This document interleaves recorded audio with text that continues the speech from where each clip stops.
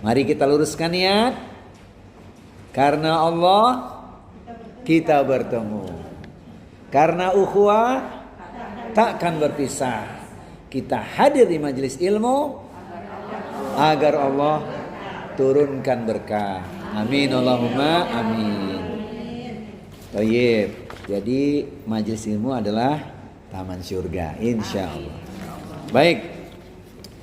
Kepada Nabi Muhammad kita bersalawat, mencintainya, mengamalkan Al-Quran dan As-Sunnah agar kita semua bahagia selamat dunia dan akhirat. Amin Allahumma amin. Bahagianya orang beriman. Saudara sekalian, sudah bahagia atau belum?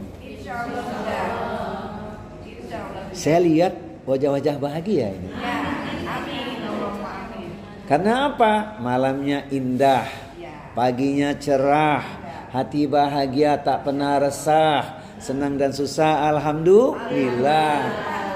Hari-harinya untuk ibadah. Ada tambahannya itu, istri salihah mengatakan uang belanja kurang bukan masalah. Jadi kalau kita ngomongin bahagia itu ada tanda-tandanya.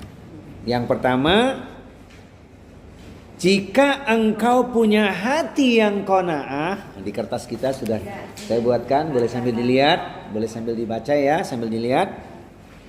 Jika engkau punya hati yang qanaah, maka engkau dan raja sebenarnya sama saja. Sebab letak bahagianya di mana? Di hati. Qanaah itu berpuas hati, merasa cukup dengan anugerah Allah. Jadi jangan mengatakan yang bahagia itu pasti orang kaya. Belum tentu. Kalau yang paling berharta dulu kan Korun namanya. Apa bahagia dia? Tidak.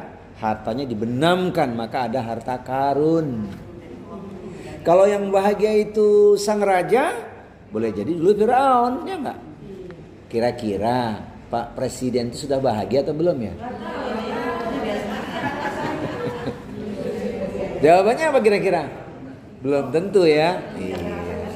Tapi kan kita boleh berharap presiden, para pemimpin itu bahagianya kalau rakyatnya sudah sejahtera. Benar, betul atau sahih? Jadi kita boleh mendoakan para pemimpin agar mereka bisa mensejahterakan negeri, bangsa dan rakyatnya. Menjadi pemimpin yang adil dan amanah gitu ya. Boleh kita mendoakan kebaikan untuk para pemimpin kita. Nah ini yang saya katakan tadi ungkapan seorang Imam Syafi'i rahimahullah, yaitu kalau dalam bahasa beliau, idza ma kunta dza qalbin qanu'in fa anta wa malikud dunya sawaun. Itu jika engkau punya hati yang qanaah, maka engkau dan raja sebenarnya sama saja. Sudah merasa cukup atau belum? Nah, alhamdulillah. Jangan mengatakan, oh dia pasti bahagia karena uangnya banyak. Ada loh orang uangnya banyak, tapi tidurnya tak nyenyak, makan tak enak, susah bergerak, hati bergolak. Kemana pergi takut ditembak.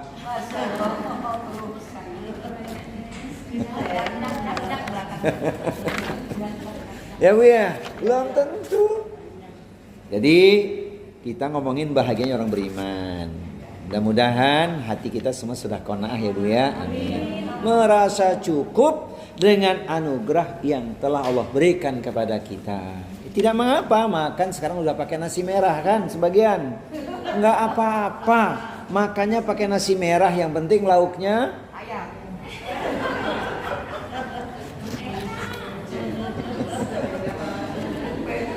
Makannya nasi merah tapi ada sop.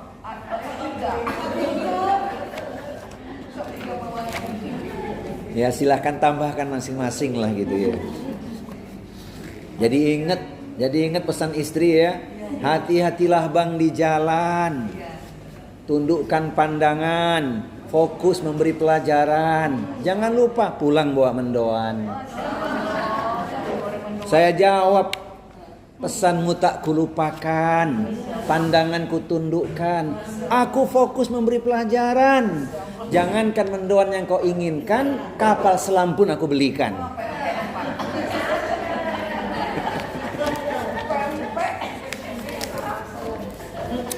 Baik. Kebahagiaan secara umum. Kebahagiaan secara umum apa? Yang pertama adalah kata seorang Syekh Muhammad Tamimi rahimahullah, idza u'tiya syakara, yang artinya jika diberi kenikmatan dia bersyukur. Wa idza tuliya sabara, jika diuji dengan ditimpa musibah dia bersabar. Wa idza adnaba istaghfara, dan jika melakukan dosa dia beristighfar, yaitu bertaubat. Fa inna haula'i thalatha unwanus sa'adati, maka 3 hal ini adalah tanda kebahagiaan. Sebenarnya 3 perkara ini memang harus kita miliki dalam kehidupan kita sehari-hari. Selagi kita masih hidup, 3 perkara ini harus kita miliki. Pertama, idza utiya syakara, jika diberi kenikmatan dia bersyukur. Memang kita nggak bisa menghitung nikmat Allah. Yakin bahwa kalau bersyukur nikmat pasti ditambah. Ayatnya kan nggak asing lagi. Wa ta'adzna rabbukum la in syakartum la zidannakum, kan begitu. Kemudian ekspresi syukur itu harus benar. Gimana ekspresi syukur? Yaitu hak Allah kita tunaikan.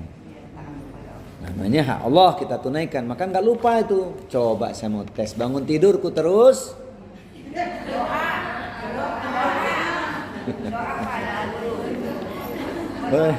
nggak jadi mau bilang mandi ya. Iya, bangun tidurku terus berdoa. Apa lanjutannya? Bangun tidurku terus berdoa. Di kamar mandi janganlah lama. Sholat tahajud tak boleh lupa 100 kali istighfarnya. Coba yang hafal tunjuk tangan. Ya Bu, masa nggak berdoa? Orang sebelum tidur sudah berdoa ya? Sebelum tidur doanya apa? Sebelum tidur, Bismika Allahumma, Habismika, amud. Boleh dibalik dua-duanya boleh. Ahya dulu boleh, amud dulu boleh. Sahih hadisnya. Begitu bangun tidur masa langsung mandi? Mestinya bangun tidur, alhamdulillahilladzi ahyana ba'dama amatana wa ilaihin nusyur. Ini namanya kita bersyukur. Setelah itu ekspresi syukur itu dibuktikan dengan apa? Kita berusaha menegakkan hakul walidaini, yaitu hak orang tua kita, berbakti pada orang tua. Alangkah bahagianya kalau masih punya orang tua. Ada di antara ibu-ibu yang masih punya orang tua? Masih ada. Bapak ibu? Masih komplit Bapak ibu. Usia berapa sekarang? Alhamdulillah. Sebagian kita kayaknya sebagian besar sudah yatim piatu nih ya. Jadi ingat ya Bu ya, mengapa dulu ketika orang tua masih ada kita kurang memberikan bakti pada orang tua? Ya, benar atau betul? Nah, makanya kalau sudah nggak ada baru kita ingat gitu ya. Nggak apa-apa, sudah terjadi, tinggal kita lanjutkan kebaikan orang tua kita. Ajaran orang tua kita yang baik kita lanjutkan, kita lestarikan. Dia punya teman-teman yang baik, teman yang soleh, sambung silaturahminya, mengalirkan pahala untuk kita dan untuk orang tua kita. Hal-hal yang masih kurang dari orang tua kita perbaiki. Mungkin dia punya wasiat yang belum kita tunaikan. Nah ini diantaranya. Apalagi orang tua kita masih punya kerabat langsung, misalnya om, tante, uwa. Mungkin masih ada barangkali kan. Jalur kekerabatan itu harus dijaga itu. Pahalanya luar biasa.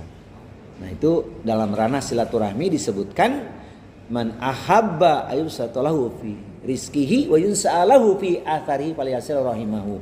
Siapa orangnya yang ingin diluaskan rizkinya dan dipanjangkan umurnya, hendaklah dia menyambung silaturahmi. Itu pahalanya luar biasa. Wattaqullahallazi tasaaluna bihi wal arham. Dan bertakwalah kalian kepada Allah yang dengan namanya kalian saling meminta. Kemudian peliharalah hubungan silaturahim. Panjang umur luas rezeki kan. Hari ini juga kita selain thalabul ilmi juga silaturahmi ini. Di majelis ilmu asyifa kita mengaji, bertemu teman-teman, hati pun senang.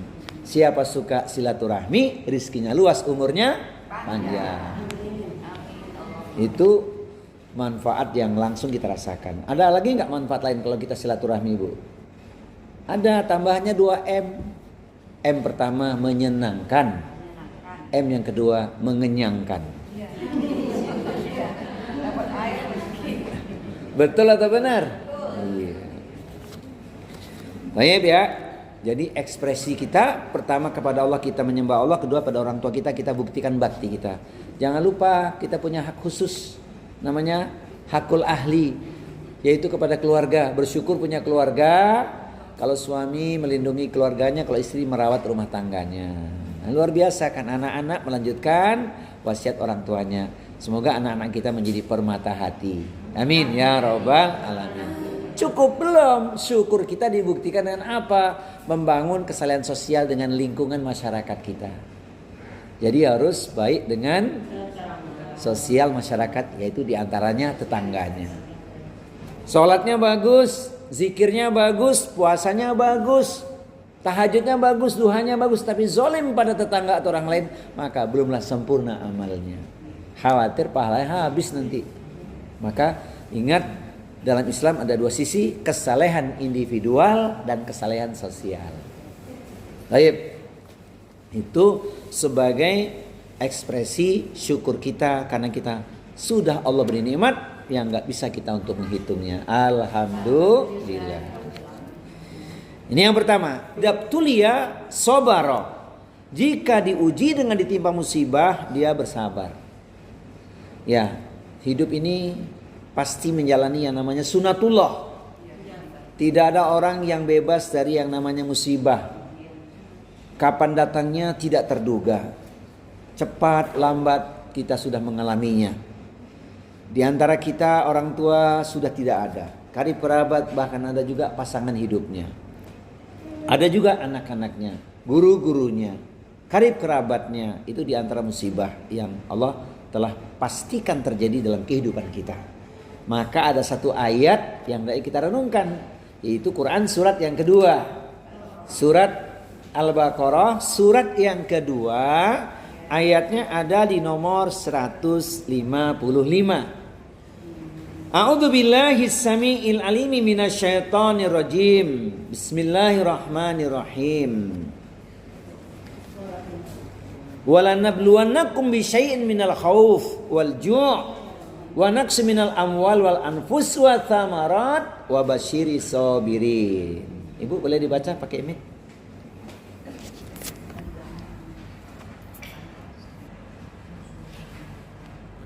Quran surat yang kedua ayat 155. Ya, terjemahannya. Kami pasti akan mengujimu dengan sedikit ketakutan, kelaparan, kekurangan harta, jiwa, dan buah-buahan. Sampaikan kabar gembira kepada orang-orang yang sabar. Lanjutkan 156 dan 157-nya. Yaitu orang-orang yang apabila ditimpa musibah, mereka berkata, Inna lillahi wa inna ilaihi raji'un. Sesungguhnya kami milik Allah dan kepadanya kami akan kembali. Mereka itulah orang yang akan memperoleh ampunan dan rahmat dari Allah, dari Tuhannya, dan mereka itulah orang-orang yang mendapat. Baik. Jadi sabar itu dicintai Allah. Kalau Allah membersamai orang yang sabar, maka nilai sabar jadi luar biasa. Bahkan disebutkan dalam satu ayat, pahalanya itu luas tanpa batas. Maka jangan pernah mengatakan, sorry bro, kesabaranku udah habis. Ada lagi yang mengatakan sabar itu ada batasnya. Itu kata kita. Kalau Allah mengatakan tidak demikian. Dan itu dalilnya ada di Al-Quran. Surat yang ke-39 ayat 10. Innama yuwaffas sabiruna ajrahum bighairi hisab. Hanya orang-orang yang bersabarlah yang diberikan kepadanya pahala yang luas tanpa batas. Sabar itu kan lengkap. Sabar dalam taat, sabar dalam menghindarkan diri dari maksiat, sabar juga menerima ketentuan Allah Subhanahu wa taala. Saya ingin menyampaikan sebuah kisah nyata sepenggal saja untuk direnungkan. Saat kami pulang dari umroh beberapa waktu yang lalu dari Jeddah menuju Bandara Soekarno-Hatta, ada salah seorang jamaah yang berpulang ke rahmatullah di atas pesawat. Apa yang bisa kita petik hikmahnya? Pertama yaitu husnudzon, berbaik sangka kepada Allah. Allah takdirkan beliau almarhum ini berpulang ke rahmatullah di atas pesawat setelah usai ibadah umrohnya, ya kan? Semoga itu menjadi tanda husnul khotimah. Ada tanda husnul khotimah. Walaupun bukan satu travel dengan kami, tapi satu pesawat. Waktu ibadah umrohnya, menurut jamaah beliau sehat-sehat saja. Tapi Allah takdirkan di atas pesawat. Mungkin keluarganya begitu menjemputnya di Bandara Soekarno-Hatta pasti sedih. Iyalah, kita saja yang bukan kerabatnya langsung merasakan kesedihan itu ya. Apalagi keluarganya langsung. Tapi dengan asbab kesabaran itu bagi si mayit, karena sabarnya dia dalam proses ibadah sampai dia berpulang rahmatullah menjadi penghapus dosa, bagi keluarganya pahala yang besar. Makanya sabar itu luar biasa. Sehingga ketika kita mengalami hal yang tidak menyenangkan dalam hidup ini, sikapi dengan sabar dan tetap ibadah. Apa kata Rasulullah? Ma yusibul muslima min nasabin wala wasabin wala hammin wala husnin wala adza wala ghammin hatta syaukati yushakuha illa kafarahu biha min khotoyahu. Tidaklah satu musibah yang ditimpakan pada diri setiap muslim, penderitaan, kesedihan, sakit, gangguan, gundah hati, bahkan sekalipun duri yang menusuknya, kecuali menjadi penghapus dari dosa-dosa dan kesalahan-kesalahannya. Jadi itulah cara Allah menyayangi hambanya. Maka kalau kita sedang dalam keadaan tidak baik-baik saja, diuji dengan apapun, tetap ibadah dan menjaga sabar, itu menjadi penghapus dosa. Kalau gitu pilih mana, Bu? Badan sehat dosa bertambah atau badan sakit dosa diampuni?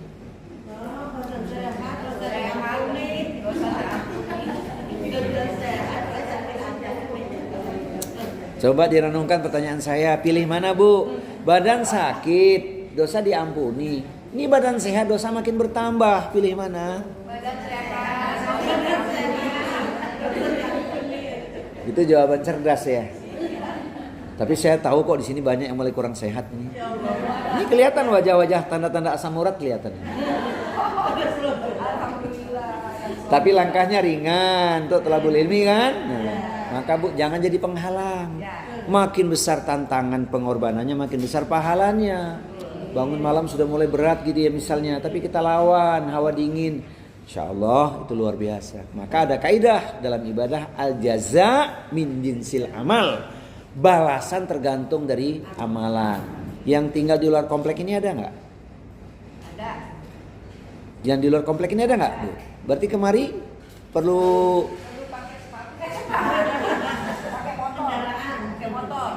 Bu, yang langkahnya kemari lebih jauh, itu berarti usahanya kan lebih berat. Itu pahala lebih besar itu. Cuman ibu yang dekat rumah di sini jangan muter-muter dulu, sehingga datangnya terlambat. Jangan-jangan tadi pengen cari pahala besar, muter-muter dulu kali ya. Tidak ya, Bu? Ya, baik. Jadi yang paling jauh siapa, Bu, kemari, Bu? Kayaknya paling jauh Ustadz deh kayaknya. Baik. Jauh di mata, dekat di hati. Kenapa? Karena di hatiku ada kamu. Ada jamaah maksudnya gitu loh. Jadi kata sabar itu luar biasa, perlu kita buktikan. Menjaga kesabaran kita, ya. Nah, menutup pesan sabar ini perlu kita buka ayatnya. Kita akan tertolong dengan sikap sabar. Bersifat sabar maka akan tertolong. Nah ini perlu dibaca nih, Bu. Qurannya ada di surat yang kedua. Naik nomornya 153. Iya, 153. Ya, Quran surat Al-Baqarah surat yang kedua 153. Kita akrab dengan ayat ini. Ya, silakan Bu. Wahai orang-orang yang beriman, mohonlah pertolongan Allah beserta orang-orang yang sabar. Semoga sabar ya Bu. Amin. Allahumma amin. Ya, saya tahu semuanya sabar walaupun perut sudah mulai lapar. Oh, sudah sarapan ya? Oh. Yang ketiga. Wa idza aznaba istaghfara. Dan jika melakukan dosa, dia beristighfar, yaitu bertaubat. Kita pasti punya dosa. Betul apa benar? Betul. Karena manusia ini sifatnya dhaif, lemah. Banyak khilafnya, banyak lupanya. Innamal insan ma khalaqal khata' wa nisyan. Kullu bani Adam khata'un. Semua bani Adam atau manusia pasti punya dosa. Wa khairul khata'ina at-taubun. Namun yang paling baik siapapun yang berdosa, dia bertaubat kepada Allah Subhanahu wa taala. Ketika kita melakukan dosa, ada sesuatu enggak di hati kita, Bu? Merasa tidak tenang. Pernah enggak, Bu? Sadar atau tidak kita berbuat dosa kemudian hati tidak tenang. Contohnya karena kelupaan sholatnya mepet waktu karena asyik baca WA gitu ya. Allahu Akbar, Allahu Akbar.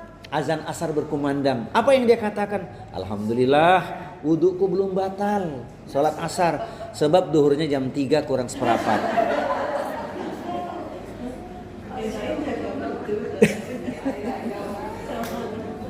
Karena azan asar jam 3 ya.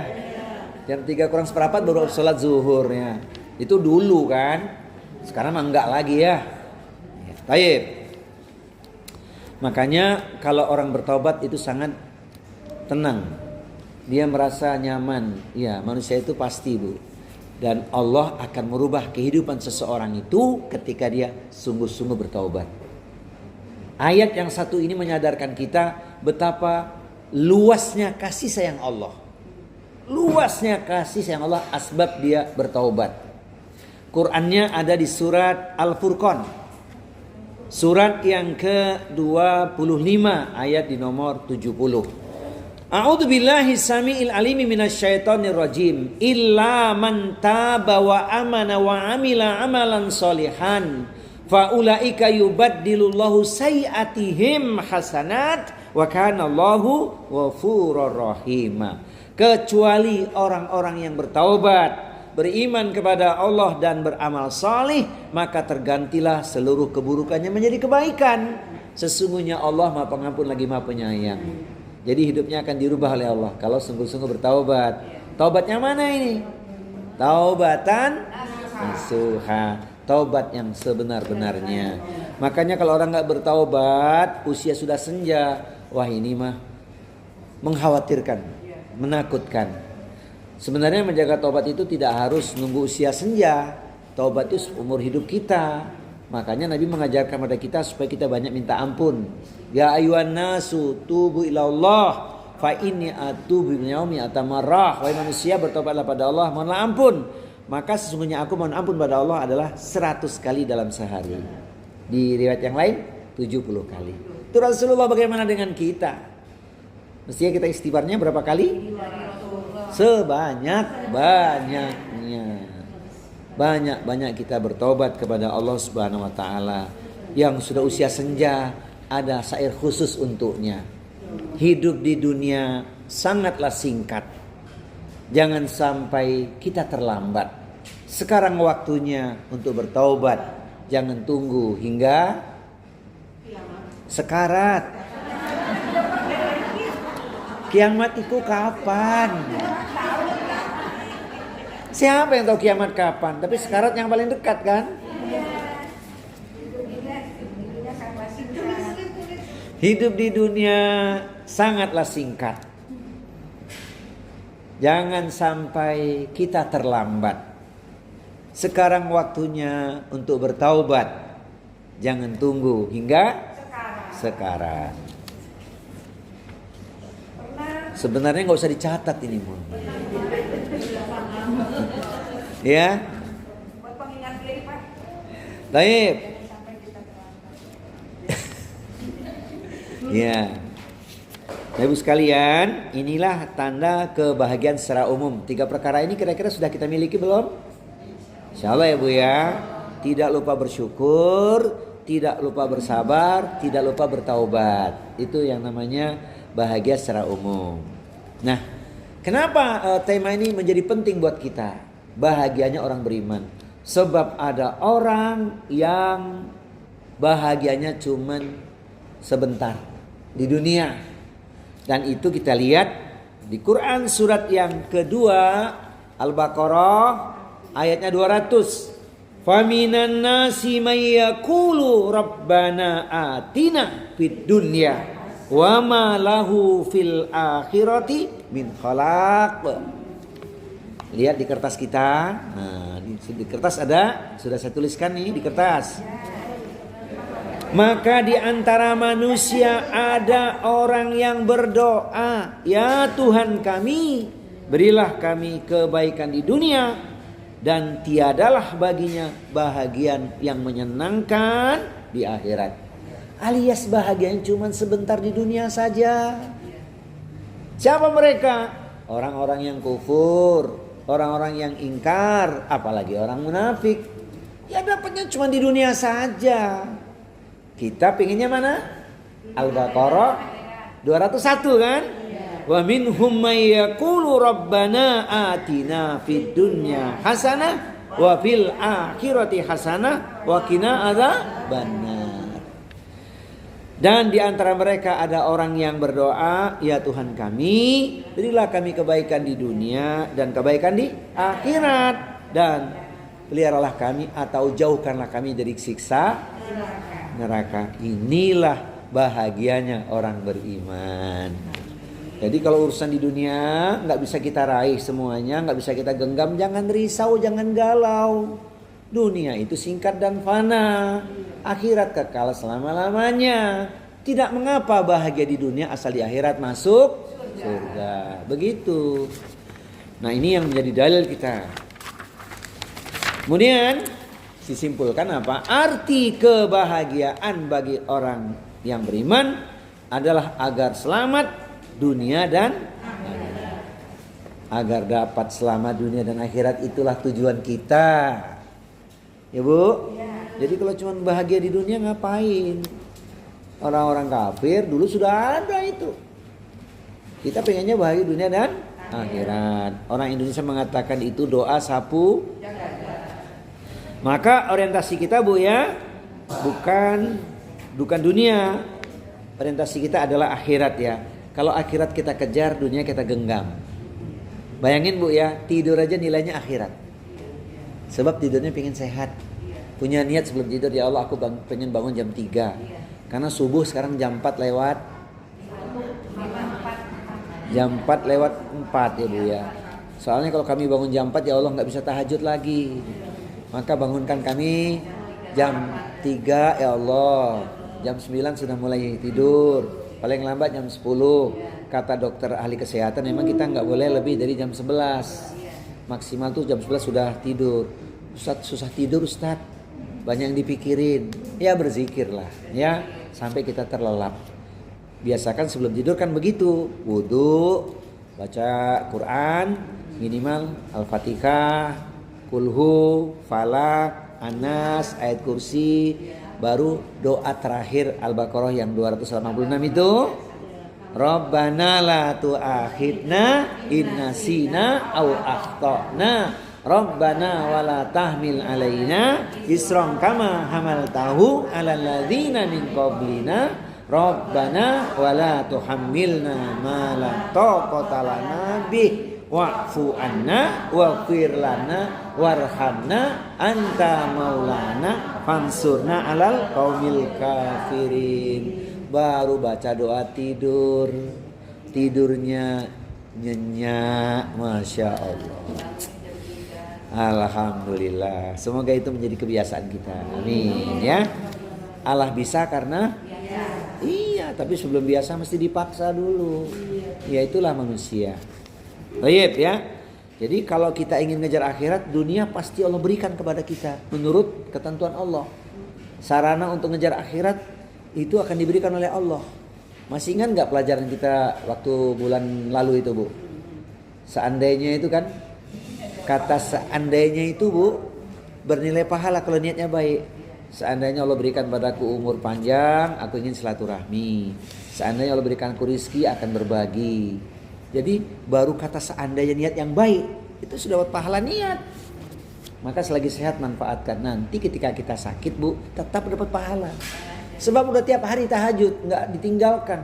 Ketika sakit kita tidak bisa melakukan, tetap dapat pahala. Pahala apa namanya? Pahala niat. Iya, karena kita pasti ingin melakukan, nggak mungkin tidak. Itulah untungnya. Maka ada kaidah ta'aruf ilallah fi rakhai ya'rifka fi syiddati. Kenalilah Allah saat engkau lapang, maka Allah akan mengenalimu saat engkau dalam keadaan sempit. Jadi ketika sehat manfaatkan itu. Insyaallah nikmat, indah, akhirnya apa, Bu? Bahagia. Baik ya. Jangan sampai nikmat dunia melalaikan kita untuk ngejar akhirat. Tapi kalau akhiratnya kita kejar, dunia kita genggam. Sesuai dengan ketentuan Allah ya, Bu ya. Kurang-kurang sedikit mah biasa. Hidup ini kan gak ada yang sempurna. Coba kalau kita buat catatan, apakah setiap kita bisa mencapai impiannya? Ada gak yang tidak tercapai? Ada gak, Bu? Ada, pasti ada yang lewat. Itu namanya sunatullah, ketentuan Allah.